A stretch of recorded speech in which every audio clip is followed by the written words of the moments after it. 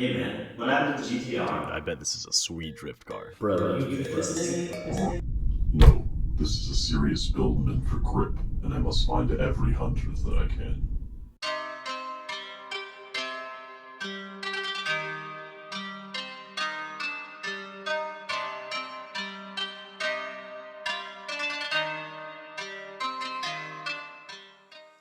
This is my 2016 Nissan 370Z Nismo.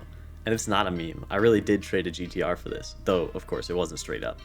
I sold my 350Z a couple weeks later and boiled everything in my garage down to this new competitive build.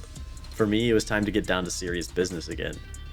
In quarantine, I've covered a lot of the big ticket items already, but my goal here is to break down the build as it stands and talk about where we're going in the future. This isn't a how-to video, but if you've got a 350 or a 370, then pay attention to the pressure points that I'm targeting, and you could also end up with what I believe is a true Z-car contender. Now, if you're here for horsepower and you want to know what turbo kit you should put on, you've come to the wrong place. Let's start at the diff. From the factory, both the 350 and 370 can be optioned with a limited slip differential. However, an aftermarket diff is going to be one of the single largest improvements regardless of base spec on any competitive car. Now, this isn't to say that the factory option is to be considered trash. In fact, its simple design and smooth operation may be exactly what you want if you're just building a nice street car. However, around here we're devoting ourselves to autocross and track workloads, so we want the advantages of a more aggressive mechanical LSD, especially where heat is concerned. The factory viscous diff may as well be open on a high mileage car, or honestly after a couple strong weekends at the track. I originally chose an OS Geekin clutch type on my previous 350Z build, primarily thanks to the testimony of Mark and many others in the autocross realm. After using it for 4 years, it was a no-brainer as the premier option for this no-compromise build on my new 370. We'll be conscious of the additional upkeep costs and things like more frequent fluid changes, but it's well worth it. Now, a counterintuitive change is that I dropped the factory final drive, the Nismo version at 3.916, down to a 3.69 in order to compensate for reduced wheel diameter. We'll get to that in a second, but it's a pretty notable change because at autocross we want to be mindful of the top speed we get in second gear. So, wheels and tires. Any way you slice it, if you like to modify your cars, then you're always ready for a nice new pair of shoes. This might be my favorite aspect of working on the Z platform. Here in the DC area, you and a friend can move into these wheel wells as a 2-1 high-rise for $2,500 a month. It's free real estate.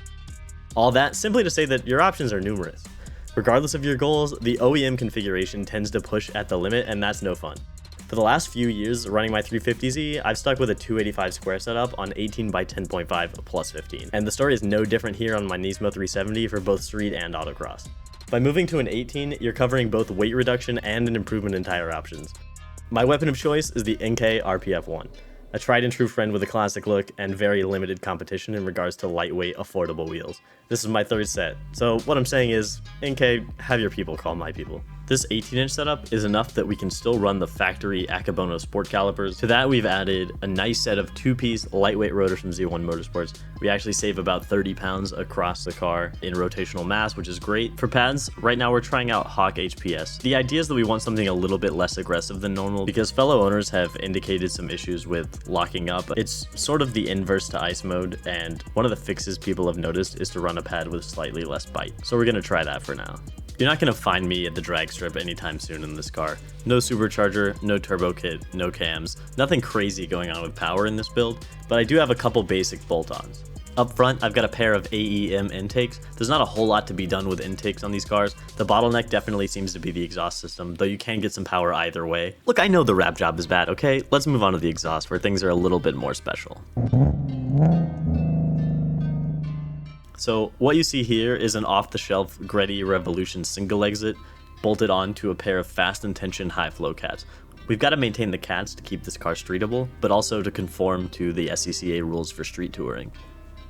The fun part comes in with this custom shorty exhaust done by P Tuning in Virginia.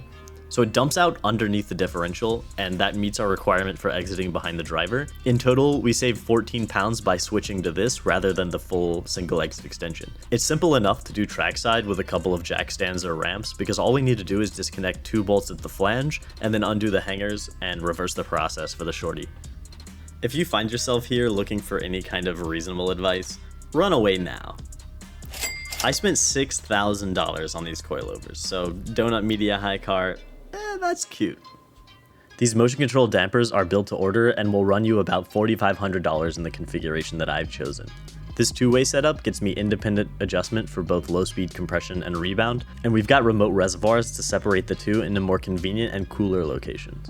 I can't stress enough that you don't need to do this unless you're really trying to eke out every hundredth like I am. You can spend far less on a nice set of coilovers that's not Raceland, and comparatively, you don't need to spend more unless you need that third level of high-speed compression adjustment. The rest of my bank account was washed away in a set of hypercoil springs and supporting mods for the coilovers like custom top hats and initial assembly. The real secret sauce behind the configuration that I chose is that I get a top-tier set of coilovers without making any changes to factory geometry, which my rulebook doesn't allow. And in the end, we get some aggressive camber through adjustable control arms and the notably lower car without quite falling into stance kid territory. Regardless of where your budget takes you with suspension, you want to finish it off with an alignment. If you're in any way involved in motorsports, you're going to want to make sure that you fit in some corner balancing there as well. Then you can let the alignment be the finishing touch. On the Z, I'm at 3.5 degrees of negative camber in the front, 2.5 in the rear. I'm using Z1 control arms, which are an affordable piece, but if you're not limited to a rulebook in the same way that I am, I recommend SPL for a more robust and easy to adjust solution. Right now, they don't seem to be readily available with polyurethane bushings, which is where I have to draw the line. I've got SPL adjustable end links to prevent any binding in the sway bar, and the car is corner balanced to within 0.1% difference in the cross weights. Before we close out, let's talk about cooling, because if you don't rein in these oil temperatures, then the only time you're going to be cutting down is on your engine life. Anyone in the Z community knows that cooling is a major factor that you can't ignore for track work. On the 370, I run a 25-row oil cooler with a set-trap core and a thermostatic plate because the car's still street-driven. Back in the 350 days, I also included a larger capacity radiator, higher speed fans, and a lower temp thermostat to really keep things down on a higher mileage car. The Nissan 370Z, just like the 350Z before it, has a long pedigree as a tuner car, and there are a lot of directions you can take them. This Nismo is my third Z, and it won't be my last. I've been learning on this platform since I picked up my first 350Z back in 2013, and I'm excited to see what I can achieve on this new build.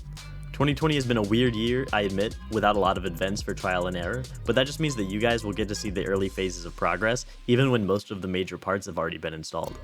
I know already that we'll be in for some sway bar changes in the near future, and just beyond the horizon are a few changes to the throttle map as well. Whether you're just a fan of the Z, or if you're ready to make big moves with your own build as well, stick around and I'll continue to bring you knowledge from my own experience, in addition to new updates on the car as they come. Leave a like below if you made it this far, and be sure to subscribe if you want to be first in line for more. And if you came here from that weird American thing in the garage, we'll have more videos coming your way with the Corvette as well.